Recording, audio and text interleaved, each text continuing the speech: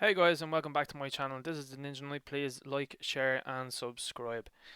So today we have a video on Bounding into Comics, who released a new article with a new project from Lucasfilm, and it's Disney and Lucasfilm announced Clone Wars spin-off series Star Wars The Bad Batch. So in season 7 of the Clone Wars, these new clone troopers were introduced, basically clone troopers with superpowers.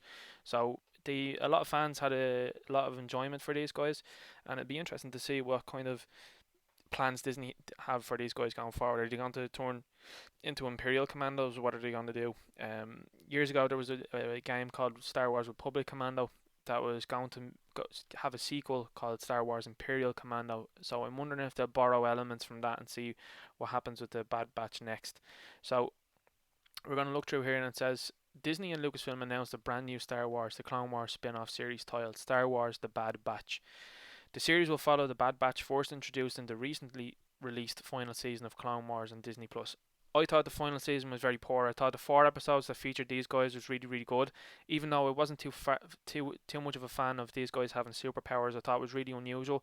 But I thought what was a nice callback was that earlier in the series there was a clone called Clone 99, and he had like a deformity, and the clone ended up being kind of the hero of the episode after being told for most of the episode he was worthless and he was no use. So it was a nice callback to him with these guys having super kind of deformities that give them super strength. One guy's a sharpshooter, one guy's incredibly intelligent to do with his technological stuff, and then you had Hunter then who was like had like EMP generators, he was a great tracker or something like that in the episode itself. We got 4 episodes after that down that were absolutely awful with the Martez sisters, and then we had the final episodes then with Ahsoka, which I thought were very poor, which I'll probably do another video on later in the week. So we have the Bad Batch, are a group of unique clone varying genetically from their brothers in the clone army. The group consists of Hunter, Crosshair, so he was the sharpshooter. He had 1 or 2 scenes that were really excellent. Tech, so he's the guy that's very good with the technology. Obviously, we'd Wrecker, who was a massively strong clone, which was unusual to see. Like he lifted some of the spaceships off. He lifted a spaceship off of Commander Cody, which was very unusual to see. And then we had Echo as well too. So Echo was in there. He was from previous seasons, and he was an interesting character to see return. The series will take place in a post-Clone War era as the Bad Batch take on mercenary missions to survive. Okay, so they're not going to go with the Imperial idea. That's interesting. So Order 66 has happened. The Jedi are dead. The clones have turned on them. They're working for the Empire, but now we're not seeing the guys be part of the Empire. As they struggle to survive, they will also seek out a new purpose. Star Wars The Bad Batch will be executive produced by Dave Filoni, Athena Portillo, Brad Rao, and Jennifer Corbett. Or Corbett. Carrie Beck will serve as a co-executive producer with Josh Rhymes as producer. Rao will be the supervising director with Corbett as head writer. Rao previously worked on Star Wars Rebels and Star Wars Resistance. Ooh, yikes. Rebels broke a lot of canon. There was a lot of problems with Rebels. Particularly, I'll probably do a video on it with the Veil of the Force that they're talking about to get rid of the last 3 movies. So that's an interesting thing that they're picking up on there, that they're going to continue in the Rebels vein. Star Wars Resistance was absolutely maligned by fans. It was a real Kathleen Kennedy project that people just didn't like. So things that she's doing, like the new series that she's after giving to Harvey Weinstein's former personal assistant Leslie Headland, it's going to be interesting to see what happens there, because there's an awful lot of fans against that already, and that's not even gotten out of the gates. The show will exclusively debut on Disney Plus, and they are hungry for money at the moment. They badly need it. Disney Plus wasn't too much of a success.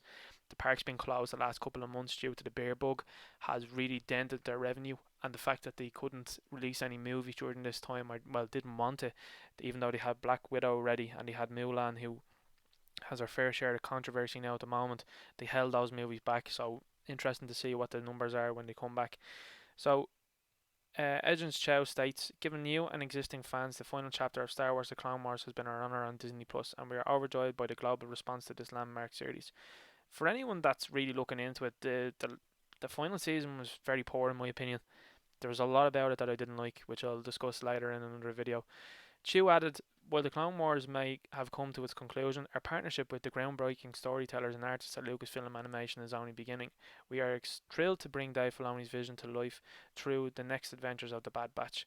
Dave Filoni's in a precarious position at the moment. There's comments that have been made by him about the recent trilogy that he thought it should have been all female centric.